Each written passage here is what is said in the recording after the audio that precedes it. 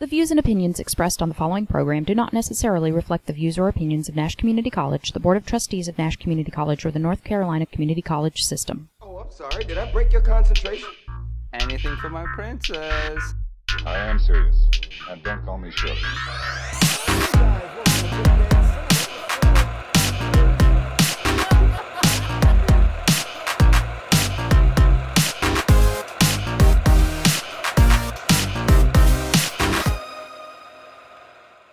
Oh, that burned. Hey guys, how you doing? This is Isaac the Bird Anderson. I am Tyler, the President Keen. Oh, I didn't know you were going to do something. You switched it up on us. I like it. And over here we got Mr. Christopher Darkins. How you doing? Hey, I'm Chris. You can also find me on Game On Thursdays from 1 to 2 p.m. Shameless plug. on A9.1. What are you reviewing this week, Chris? What? What are you going to review this week? I didn't review anything in particular. You didn't? No, I didn't. He reviews his life up to then, and then he talks about it on the air. It's a really interesting show. It really No, I talk is. about video games. Heard. His favorite ones, too. But guys, anyway, this is a movie show where we talk about movie news. Movie reviews. And everything in between. So, we got a lot of stuff to talk about today. But Tyler, how have you been? Really tired. I got a lot of things I got to do. Oh, yeah? Really kind of contemplating what I've done so far in my life. Oh. Well, it's time to talk about some of the show to get me distracted over that. Okay. I was going to say, well, speaking about clinical depression, Yeah. James Bond just lost its director, Danny Boyle. And how many of these has Danny Boyle directed? Danny Boyle's directed, don't think he's ever directed a Bond film, but Danny Boyle's he's directed a lot of other movies like 28 Days Later. He's directed the Jobs movie with Michael Fassbender, Slumdog Millionaire. I think he was nominated for an Oscar for that. I think he won a few. And also Trainspotting. Oh, yeah, I've seen Trainspotting. And he's a very clean director, also 127 Hours. And he has a very distinct style to him. It's very Scottish, might I say. But I think he just might be British. I don't know. He's Scottish. I'm an American. I'm ignorant of these kind of things. But his director style is really interesting. He has a cool combination of like these really interesting camera movements and whatnot. Early 2000s, he kind of switched from film to digital, and he's able to do all these weird things with the cameras. And he really utilized that to his advantages in the tone of his movies. I dig, and I think it would have really lended itself to Bond. I'm really disappointed that he left, and they said he left because of creative differences, which is the equivalent of just kind of like, we're not going to tell you, kind of thing. It can mean a plethora of different things, but I don't know. What do you think? I'm really upset about this because I don't know. I feel like James Bond, like since the last film's kind of dipped. Oh yeah. Yeah. Well, what do you think Danny Boyle would have brought to the table that somebody like Heroin addiction. Like not him personally. No, I'm talking about like a lot of his movies deal with heroin addiction. It's just the two. Addiction. Yeah. It's just the two. He's made a lot of movies, man. Yeah, most of his movies deal with somebody struggling with some sort of addiction. Okay. Well, Chris, have you ever seen any Danny Boyle's films? I think I asked you this before. I don't think you have. But I've seen some of the Bond films, so yes. Okay. Well, Danny Boyle, he would have been really good for this. What was your favorite like recent Bond film then, in the last 20 years? You know? GoldenEye. I'm not sure. It's been a while since I've actually seen one. Now I think about it. What's one Garbage did the theme song for? That was The World Is Not Enough. That's it. And neither was That Paycheck, because apparently I think that was the last one that Pierce Brosnan did. No, it wasn't. It wasn't? He did Die Another Day. That's right. Yeah. We're not going to talk about Die Another Day. Yeah, that was but they killed it. Sam Mendes, I believe, is the director of the last two Bond films. Yep, that's him right there. He directed American Beauty before that, and he became a really awesome director, Skyfall, and I was kind of so-so Inspector. Do you think he's going to come back and do this? There's a thing called money. If you got enough money, somebody will do anything. Come on, man. He's not Michael Bay. I don't know. Sam Mendes, the last two Bond films. You've seen Spectre and Skyfall, haven't you? I've seen Skyfall. Okay. The guy that directed Skyfall, Sam Mendes, would you want to see him come back, or do you want to see like someone new and fresh kind of do this? Well, I usually don't pay specific attention to the directors. It's usually just if someone can do a good job with the movie, then they can do a good job with the movie. Heard. I don't think that they're going to bring Sam Mendes back, but I say give it to Robert Zemeckis.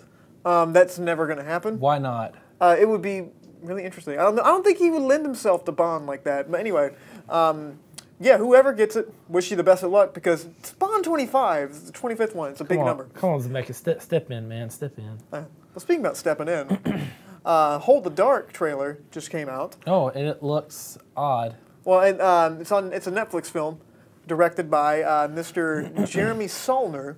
I think that's how you pronounce his name. It's not a difficult name, but the trailer revolves around, and I don't really know what the plot is. They're keeping it kind of vague. I don't know if it's like a really drawn out The Grey plot. The great. I don't think they're fighting. They kind of are fighting the wolves in this, aren't they? That's sort of kind of. And then I think terrorists maybe. I don't know. Watch it be something like we never thought of, like just a serial killing child. Well, Jeffrey Wright stars in this trailer. I think he's like the biggest name in this, and a bunch of them are smaller, name actors.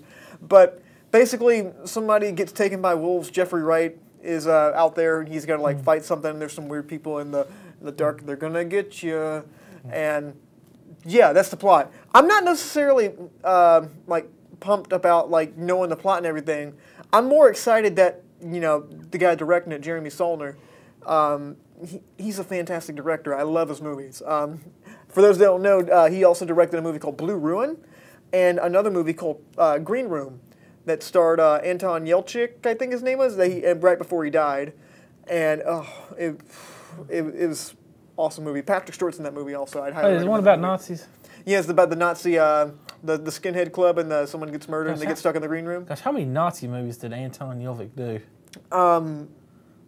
I don't know. That's a good question. But a lot of them, apparently. Anyway, the tone of this guy's movies is just, it makes me extremely uncomfortable to watch his films. In a good way, Not like uncomfortable like Mile 22, where I'm just like nauseous the whole time.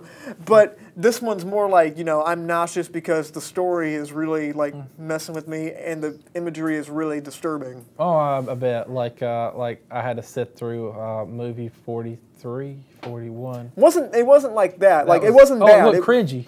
No, it wasn't cringy. It was a good way, like I said. Chris, after watching this trailer, what do you think of the trailer? I mean, it's like you were saying. It seems sort of like dark and gritty. It seems almost as if they're in like the typical like winter survival situation sort of thing. Yeah, I feel like it's like his movies are kind of really slow and they're really kind of deliberately paced, and that's kind of like what adds to that feeling to me. I can really feel that like just in the trailer as it is, but also this is not a theater movie. This is a Netflix movie. But what if like right now this right here is actually a sequel to the last season of Westworld, and it's about him like it's about the icy part of the park. They have that. It's called season 2, partway through. But as far as this movie goes, I'm very excited. Netflix is really opening their options. They're getting really big name directors like Martin Scorsese, Jeremy Saulnier. Like he's not that big name, but to me he's a big name. Jay Roach. I mean, just a lot of different big names. I mean, I'm excited. Maybe this will suck, but I seriously doubt it because all the rest of his work is pretty good. But yeah, what's next, Tyler? Chris, sorry. I was gonna say it seems like this movie could go to one of two extremes. It could either be really good or not have much substance to it. Like, it doesn't seem like there would be a middle ground for this type of movie. I'm feeling like the substance is going to be there because just judging from, the way he directs and writes especially, he's very focused on realism. He always says, my windows are up to code in my movies, like especially in Green Room because people aren't trying to escape in the windows. There's not these big Hollywood things like Deus Ex Machina as they get out. You're going to see some very difficult situations. You don't know how they get out of it. But as I ponder this, I believe that you are correct, sir. Okay. Well, what's next? Next up, we got Trent Reznor and Atticus Ross score mid-90s movie. Okay. This is probably the most exciting news I've heard all week because I'm a huge Nine Inch Nails fan, okay? And I'm just a huge Trent Reznor fan with Atticus Ross doing scores. And I'm also very excited for the mid-90s movie, the Jonah Hill directed movie. Trent Reznor hasn't scored a film that like that was Jonah Hill. What? Yeah. Oh. Where have you been the last 2.5 weeks? We didn't talk about this movie. No, I'm talking about the picture. I was like, that was Jonah Hill. Yeah, we talked about Jonah Hill with a picture of you like 3 weeks ago. Do you watch the show? No, I said I didn't recognize him from the picture. Oh, yeah. I kind of recognized. I thought it was Elton John at first. He does look like Elton John, doesn't he? Yeah. I didn't even realize I thought it was Elton John. I was like, he does look like Elton John. I was like, is he scoring this too? Because I saw it in the camera up there. And I was like, no, that's Jonah Hill. It just, oh my gosh, that does look like Elton John. But I think the last movie that Trent Reznor scored was Peter Berg's directed Patriots Day with Mark Wahlberg. The one right before this big pile of monstrosity. Spoiler alert. But as far as them scoring this film, I don't think you could have picked anyone better. The only person I think would be better would be like Dr. Dre or somebody that like straight from the 90s. Yeah. With his his MPC straight from the 90s. Trent Reznor, the man makes some great film scores. I mean, he also did stuff like for The Social Network, David Fincher films. I think he did Panic Room, Gone Girl. You know, he's just an awesome. He knows how to create a soundscape, and he really knows how to properly incorporate all these different elements. But Chris, listening to some of the Trent Reznor score a little bit before the movie and everything, what do you think he's going to add to the movie? I don't know much about this movie in the first place. Mid-90s kids are skateboarding, big 14-year-olds. They're all cursing and whatnot, and daddy issues. Lords of Dogtown. Oh, okay. I mean, from what I heard of the score that you played before, I don't know if it. From what I've heard of the score and from what I know of the movie, I don't know if they would fit together very well. I mean, maybe. Okay. Well, Tyler, what do you think? I think Lords of Dogtown, and I think skateboarding, 90s, Pogs, Bubble Jug, 90s Bubble Jug. I'm trying to pack my childhood into this movie. Okay. As far as them scoring, I was about to say you did the exact opposite of answering his question. I think that I guess it'll be good because I know the 9 Inch Nails peaked in the 90s. I don't know if that's necessarily true. They come up with some great stuff recently. The Fragile is one of my favorite albums, and that was made like 99, 2000, I think. I think it was 99, but I know this is one of my favorite albums. Yeah, they peaked in the 90s. But well, it's just Trent Reznor. Yeah. Best news of the week. I listen to Social Network score all the time, so I'm a big 9 Inch Nails fan as it is. Excited about it. Anyway, last bit of news. This one I think we're going to be a little bit split down the middle on, which is kind of ironic because this movie is about pizza split down the middle. Well, it's not about that, but it involves that. This movie's called Slice. And it's about werewolves, apparently. Well, Slice stars Chance the Rapper. Oh, great. That sounds great. And Zazie Beetz. Paul Scheer. I believe Chris Parnell's in it. Glad to know he's not, dead, because I like him. So, this is directed by Mr. Austin Vesley, who directed a bunch of Chance the Rapper's music videos and whatnot. And this totally will go well. So, watching the trailer, what do you think this movie's about? I thought it was like maybe like a directed video. I felt like Leslie Nielsen would have been in this. And I kind of like watching it, and I'm seeing like maybe Chiller or Sci-Fi will carry it, possibly like maybe a Netflix, maybe like last minute put up there, like they're gonna buy it out right for its theaters, maybe. What are you talking about? No. Like I'm not gonna lie, it looks kind of stupid. That's the point. But like not like brilliantly stupid, but like just stupid. That's kind of the point. That's the whole tone of the movie. Like stupid, where I don't want to watch it. Looks stupid.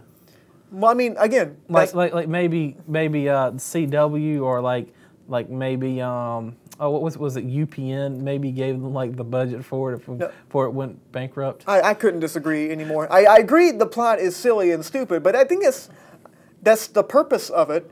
And I think that they know the tone that they want to do. Like, it's a self-aware thing, which I'll get into kind of why that could be a good or a bad thing. But Chris, what did you think about the trailer?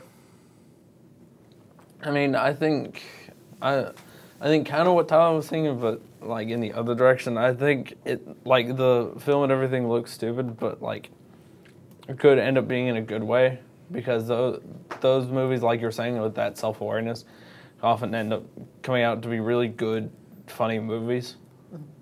I'm kind of like, I'm at the opposite end of him, and I'm closer to you.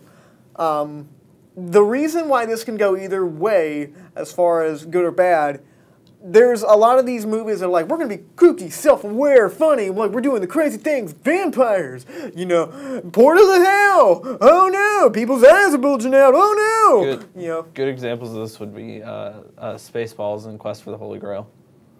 And, Well, those are Monty more Python and the Holy farcical. Grail. I mean, Or this could be Idle Hands. this could be like a sorry to bother you kind of thing. Not seeing that. Not seeing that at all. What? I mean, Idle Hands is in itself a satire of pretty much the whole telemarketing gimmick, but this is just like somebody got really high and threw a whole bunch of stuff together. And it's probably what it was. Yeah, this is the Dorito waffle sandwich that somebody got high at 3 in the morning and threw together. Well, maybe so, but that's kind of like why it could go bad. It could be really nice and like really streamlined, really tight screenplay, but just like these funny elements, but incorporated in kind of a nice and fun way. It's an enjoyable movie. It's not supposed to be highbrow humor, but it could also go in another way where it's just like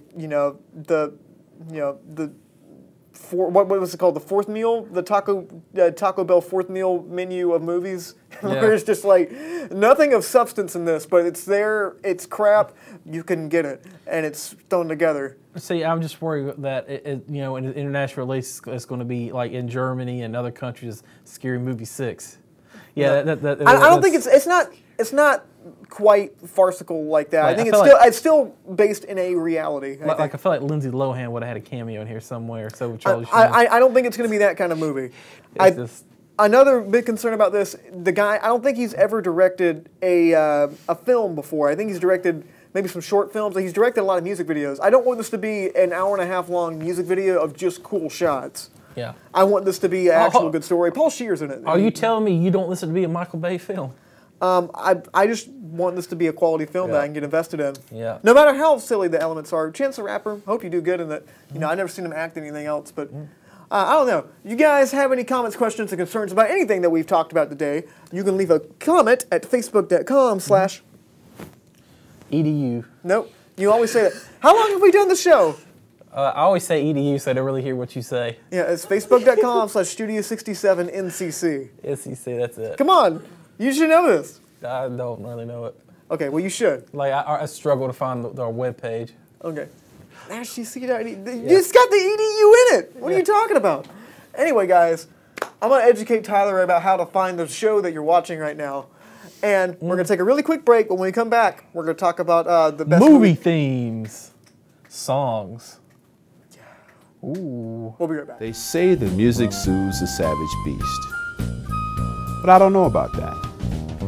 But what I do know is it can bring about the perfect ending to an imperfect day. And that's where I come in.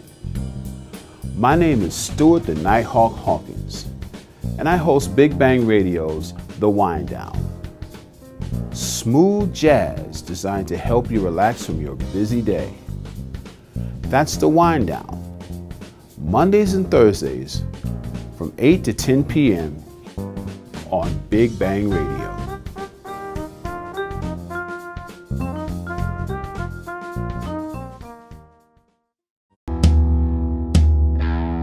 Hey, it's Mike D inviting you to join me Monday afternoons at 2 for Ultimate Alternative, only on Big Bang Radio.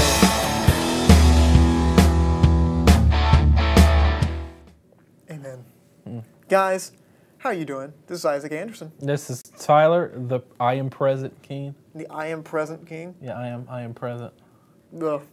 Just like I say when any woman talks to me, it's good enough. Yeah. Anyway, guys, we thought about talking about something today because Top Gun 2, I believe it's called... Damn, Bernard, that should have been I should have picked that one. Dang, man. You had the choice. Man, you could have picked that too. That could have been yours. Chris didn't pick... Well, we haven't even told them what it was yet. Oh, I totally forgot about it. Okay. Well, Top Gun 2 is going to start filming pretty soon. They have a big old cast, and Kenny Loggins is rumored to do the song again. Are they reviving him? Or it's going to be some crappy remix of his song. But that really sparked the question, what is some of our favorite movie theme songs? And I have a few here.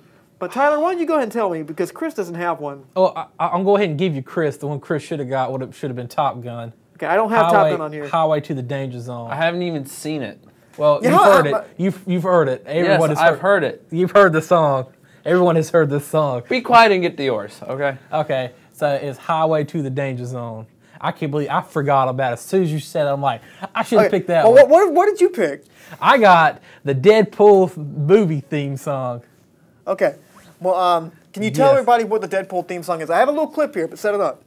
It is a parody rap that is kind of based on like the 80s and 90s theme songs for movies they used to have. It kind of goes in the vein of maybe Vanilla Ice and MC Hammer, but it is hilarious and not appropriate for children. Okay, I have the clean part here. Okay, It's really funny. Like we're gonna play a little clip of it. We can't play too much.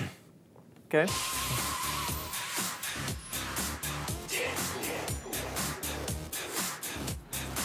Okay, we're gonna have to stop it pretty soon. Okay, that's all we're gonna play because we don't want to get pulled down for copyright, and we also don't want an F-word to slip out. Okay, so who did this theme song, Tyler? I don't remember. You don't even remember? Team Head Kick. Team Head Kick. Okay, I think we got a picture of Team Head Kick up there. I was gonna say Jumbo Shrimp. I knew that one right. No, that's the highest quality photo I could find. Very sorry. Yeah. But it's very funny. It is. Okay. Well, what makes it the best? Because it pretty much matches the song itself. Pretty much matches that entire movie, and it really pretty much summarizes his character. It kind of feels like if Deadpool had to write a song about himself, this would be the song. Well, without saying some of the curse words, what's some of the lines in there? They repeat chimichangas. And it's talking about what he says. He goes, "I'm sexy as hell, but I still wear a mask," and stuff like. But it just sounds like Deadpool dialogue.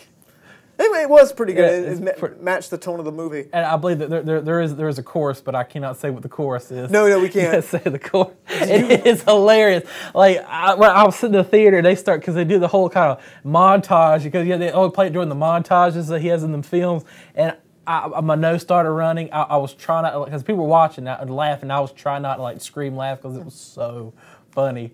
Hearing that, I'm like, this is totally Deadpool. This is Deadpool summarized to a song. It was, and I think that's the tone that that movie that you crapped on earlier was going to have. But anyway, mine is the correct answer, and actually there is no correct answer. But this one's probably my favorite.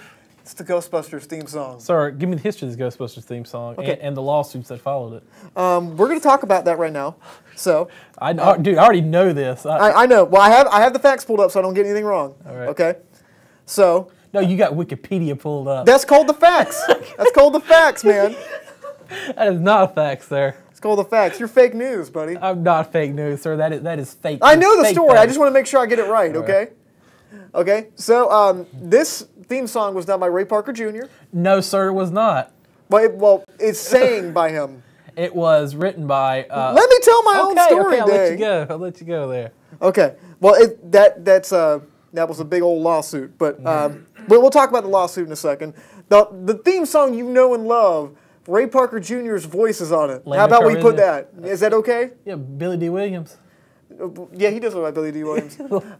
So, this song, apparently he was approached to write the song. He's like, I don't know how to. There's nothing to write about, it's Ghostbusters. What else do you write about? So he was watching television really late at night, and he saw this cheap commercial for something, and he's like, that's it. And then he wrote the song, and then it became really big. Oh, okay. Actually, sir, the information's correct. Huey Lewis was writing this song first. Huey Lewis was contracted to do this for Ghostbusters. He didn't like what they were paying for him, so he dropped out in the middle, never finished the contract was never complete. So he went over and actually got on for Robert Zemeckis doing the theme song for Back to the Future, which is I Got a Brand New Drug, which if you listen to that song in Ghostbusters, they sound suspiciously alike. I was going to get to that, yeah. And so they kind of ripped off what he already wrote a little bit and made Ghostbusters out of it. Yeah, you gotta leave a little suspense Oh, for. I said we're gonna get into the lawsuit. Okay. Yeah, but yeah, there was a bunch of lawsuits about this. There you go, kids. But also, Lindsey Buckingham claims he was supposed to like be approached for this. That would have been a really odd choice for this. That would have been a totally different direction. But he did a Holiday Road instead, I think. That's what I was just thinking about. That was another good theme song for Vacation. Yeah, that's National Lampoon's Vacation. And it's also, I didn't know this, it was nominated for an Oscar, the song was. What, the Holiday Road or Ghostbusters? This one. Really? Yeah, Ghostbusters would. And I have a little clip of it real quick. Everybody knows this. And that's all you get. But do you know what it lost to? What did it list to? Okay, it lost to. Hold on. Oh no, I got a new drug by. No, that's not it. Don't want Huey Lewis. No. It's Stevie Wonder. I just called to say I love you, which is kind of the opposite of what I do to women. I just call and say like, please, please, please, please, please, please. Like, I'm desperate. I'm for real. I don't care if you're my cousin. I need a date to this wedding. No, let's go with something else right now. Let's talk about. Well, there's let's go nothing back else. to the music. Let's go back to the music. But yeah, this is one of the most iconic songs I think that's ever been inside of a film. It's probably the most simple of all. It's not a hard song, you know. When there's something strange lurking in your bed, look out! It's Harvey Weinstein. Yeah. Just that, and I think we should, you know, because we talked enough about the song as it is. I want to talk a little bit about the monstrosity that was the Ghostbusters 2016 reboot. The remix song. It was not a remix. It was a complete reboot of the song, and it sucked, in my humble opinion, but it's correct. So, Fall Out Boy, we don't have a clip of the Fall Out Boy one because we don't want to give you guys some sort of disease. I believe Missy Elliott was in it also, and it was one of the, like, I think my eyes started bleeding when and I was listening to it, and I don't know why my eyes were bleeding. It was that bad. And they, like, sped it up and quantized the crap out of it. It sucked, just like the movie. But this one, you can't beat simplicity. It's, I mean, something that simple and everything just made it such a big impact. I don't know. I love the thing. So, anything else to add, Chris? What do you think? Which one do you like better? I mean, both of them are good themes. Which one do I like better? Which one do you like better? I see our producer Andrew is telling you what his favorite is. I think I know what it is. Is it Highway to the Danger Zone? Well, Drew is saying Danger Zone. Yeah, that's what I'm thinking. That's everybody's favorite. I thought you were gonna pick Danger Zone. I'm surprised. I totally forgot. I even forgot Kenny Loggins existed while I was considering this. Every morning when I wake up, I pull up a picture of Kenny Loggins, and I'm just like, it's okay to go on. What, you thought you're Archer now? Yes. Hey, you're pretty dang close. You're in the highway to the danger zone right now. Okay. Anyway, guys, thank you so much for watching. It's been fun. To the danger zone. I wish I had a clip of it. I don't. But anyway, next week we're going to be reviewing the Happy Time Murder Trials, or I think it's just the Happy Time Murders. I think. I don't know. Heard it was okay. I'll be the judge of that, and he'll be the judge of that. And if he sees it, he'll be the judge of that. But anyway, thank you guys so much for watching. If you want to leave a comment, tell us anything that we did wrong. If you think that anything that we talked about was good, you can leave a comment too. Don't always leave the bad. You know, Angie, we'll probably get a female perspective sometime soon. Get on the show. Anyway, guys, thank you so much for watching. My name's Isaac Anderson. I'm Tyler. And I'm Chris. Stay lovely, guys.